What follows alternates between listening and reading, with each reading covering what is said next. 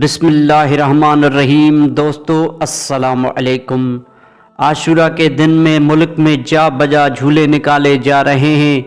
شبیہ جھولے کی نکالی جا رہی ہے۔ اس کا مطلب یہ ہے کہ لوگ یاد کر لیں کہ ایک شیر خوار بچہ بھی تھا جس کا جھولا خالی ہو گیا تھا۔ امام حسین علیہ السلام کے ان بچوں پر پانی بند ہو گیا۔ کچھ کوزوں میں پانی موجود تھا، وہ بڑے آدمیوں یعنی جوانوں اور بوڑھوں نے 7ویں تاریخ کی شام سے ہی پینا چھوڑ دیا تھا۔ وہ سمجھتے تھے کہ پانی بند ہو گیا ہے، جو کچھ پانی ہے اگر وہ بچوں کے لیے رہ جائے تو اچھا ہے، ہم اگر پیئیں گے تو یہ ختم ہو جائے گا اور بچے تڑپنے لگیں گے۔ چنانچہ بچوں کے لیے کچھ 8ویں تک ہو گیا تھا۔ کیوں؟ اس لیے کہ امام حسین علیہ السلام کے ساتھ بہت بڑا قافلہ تھا، لیکن اکثر کتابوں میں لکھا ہے کہ 7ویں تاریخ سے امام حسین اور ان کے قافلے پر پانی بند کر دیا گیا تھا۔ آپ نے 7ویں کی شام لوگوں سے کہا کہ بھائیو چلے جاؤ، دیکھو اب مصیبتیں بڑھتی جا رہی ہے، اب پانی بند ہو گیا ہے، تم ان تکالیف کو برداشت نہ کر سکو گے، تمہارے ساتھ بال بچے ہیں، ان کو لے کر نکل جاؤ۔ کچھ لوگ نکل گئے۔ 8ویں تاریخ آئی تو رات کو پہر آپ نے جمع کیا اور فرمایا اگر تم جاؤ گے تو یہ لوگ اور خوش ہو جائیں گے کہ تم نے میرا ساتھ چھوڑ دیا۔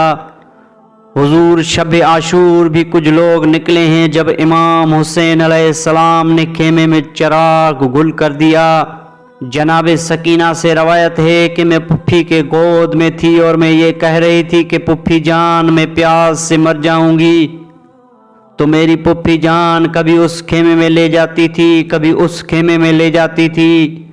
تو اس وقت ہم ایک ایسے خیمے میں تھے کہ جہاں سے پدرے بزرگوار کی آواز آ رہی تھی، آپ لوگوں سے کہہ رہے تھے کہ دیکھو تمہیں یہ خیال ہوگا کہ میرے نانا تم سے ناراض ہو جائیں گے، میں نانا سے کہہ دوں گا کہ میں نے خود بھیجا تھا۔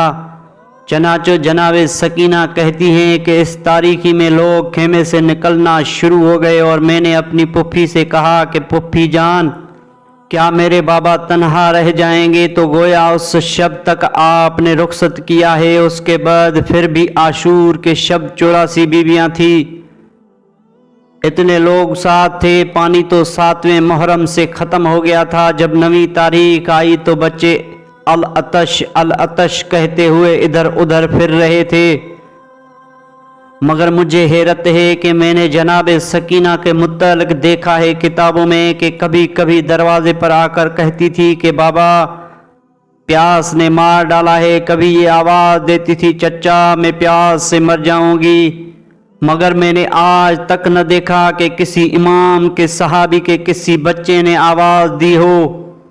دراصل اپنے بچوں کو مائیں چھوڑتی نہ تھی کہ کسی خیمے پر جائیں یا کسی دروازے پر جائیں۔ کیوں؟ اس لیے کہ حسین ان کی آواز سن لگے تو ان کو تکلیف ہوگی۔ 7ویں تاریخ جو فوجیں آئیں کچھ اور زیادہ، تو انہوں نے یہ کام کیا کہ اپنے گھوڑوں کو دوڑاتے ہوئے ادھر سے ادھر چلے گئے اور ادھر سے ادھر آ گئے۔ زمین جو ہلنے لگی تو بیویوں کے دل دہل گئے۔ اس فکر کی وجہ سے اور اس خوف کی وجہ سے علی اصغر کی والدہ کا دودھ خشک ہو گیا۔ امتحان تھا نا، امتحان تھا کہ انتہائی مظلومیت بھی دیکھ لو اور انتہائی ظلم بھی دیکھ لو۔ بچہ گہوار میں پڑا ہوا ہے، ہونٹ خشک ہو چکے ہیں، مگر رونے کی آواز نہیں۔ 14 دن کا تھا جب مدینہ سے روانہ ہوئے ہیں، آج 6 مہینے کا ہوا ہے۔ پیاس کی شدت سے آنکھوں میں حلقے پڑ چکے ہیں، ہونٹ خشک ہیں، مگر یہ بچہ روتا نہیں۔ کبھی پھپھی کو دیکھ لیتا ہے، کبھی ماں قریب آتی ہے تو اس کو نگاہ بھر کر دیکھ لیتا ہے، بہنیں آتی ہیں تو ان کو دیکھتا ہے، یعنی زبان نہیں کہ کہہ سکے کہ پیاسا ہوں اور روتا نہیں، اس لیے کہ غالباً خبر ہے اسے کہ سبھی پیاسے ہیں۔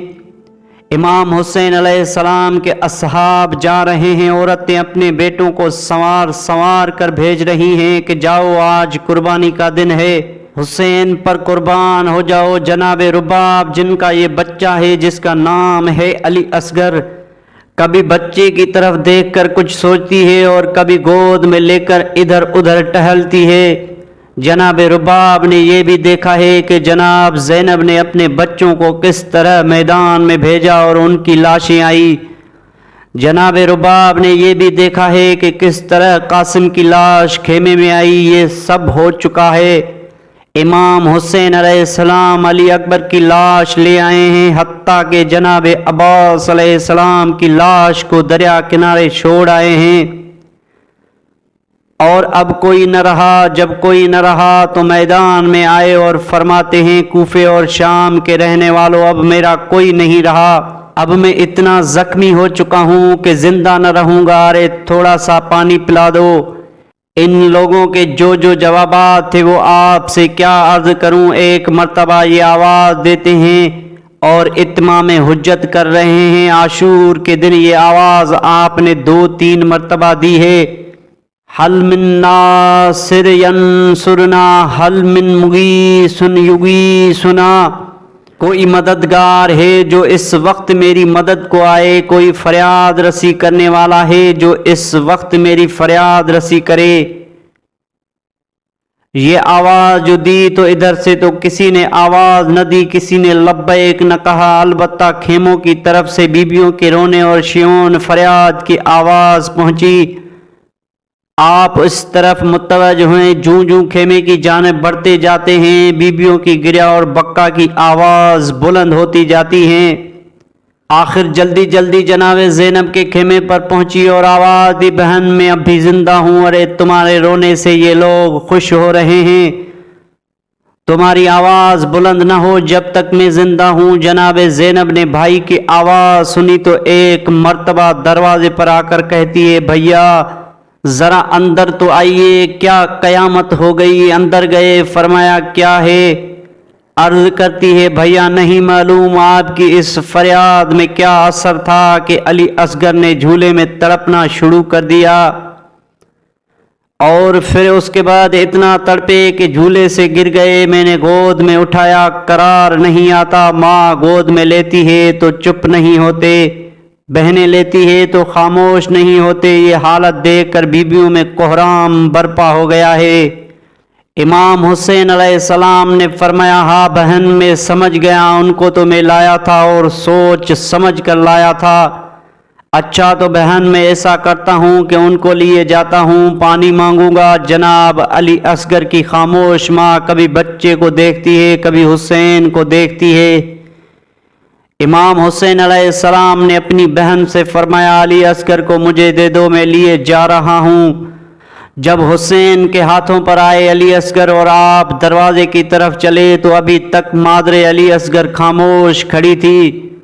جب حسین جانے لگے تو ایک مرتبہ تیزی سے بڑھی اور سامنے آ کر عرض کیا، میرے آقا ذرا میرے بچے کو مجھے دے دیجئے۔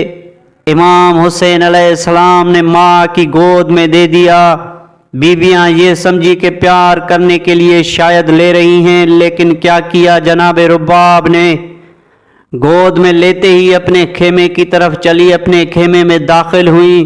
وہاں پہنچ کر صندوق کھولا، اس میں سے علی اصغر کا نیا کرتا نکالا، جسم پر جو کرتا تھا اسے اتارا، نیا کرتا پہنایا، آنکھوں میں سرما لگایا اور بالوں میں کنگھی کی، آخر میں آستین کچھ اوپر کی طرف الٹائے اور فرماتی ہیں، بیٹا جو خیمے سے گیا واپس نہیں آیا، اب تم جا رہے ہو، واپس نہیں آؤ گے، بیٹا اگر تیر لگ جائے تو رونا نہیں۔ اس کے بعد بچے کو لا کر امام حسین سے عرض کیا، آقا یہ میرا تحفہ ہے، اس کو قبول کریں، یہ میری طرف سے قربانی ہے۔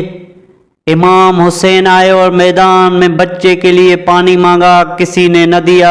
فرماتے ہیں، بیٹا تم حسین کے بیٹے ہو، میری روحانیت میں شریک ہو، بیٹا میرے کہنے سے پانی نہیں دیتے، بیٹا ذرا تم ہی مانگ لو۔ اس بچے نے کیا کیا، اپنی سوکھی زبان نکالی اور ہونٹوں کے اوپر پھیرنی شروع کر دی۔ حالت یہ ہوئی کہ یزیدی فوج کے لوگ منہ پھیر کر رونے لگے۔ ابن سعد گھبرا گیا اور اس نے ہرملہ سے کہا، ہرملہ جلدی کر۔ اس نے ایک تیر جوڑا، تمام کتابوں میں ہے کہ وہ 3 بھال کا تھا، ننھا سا گلا، حسین کے بازو سے گلا ملا ہوا ہے۔ ادھر سے تیر آیا، کیا عرض کروں کیا ہوا۔ ایک مرتبہ بچہ اچھلا اور تیر حسین کے بازو میں پیوست ہو گیا۔ امام حسین علیہ السلام نے تیر جو کھینچا، اولاد والو تیر جو کھینچا تو علی اصغر کا گلہ بھی تیر کے ساتھ چلایا۔ اس کے بعد فرماتے ہیں بیٹا علی اصغر اب تمہارے گلے سے تیر کھینچتا ہوں۔ اس کے بعد علی اصغر کے گلے سے تیر کھینچا۔ علی اصغر مسکرائے، مطلب یہ تھا بابا اماں کو سلام کہہ دیجئے گا کہ تیرا بیٹا رویا نہیں۔ دوستو ویڈیو اچھی لگے تو کمنٹ میں رائے کا اظہار ضرور کر دینا۔ اللہ حافظ۔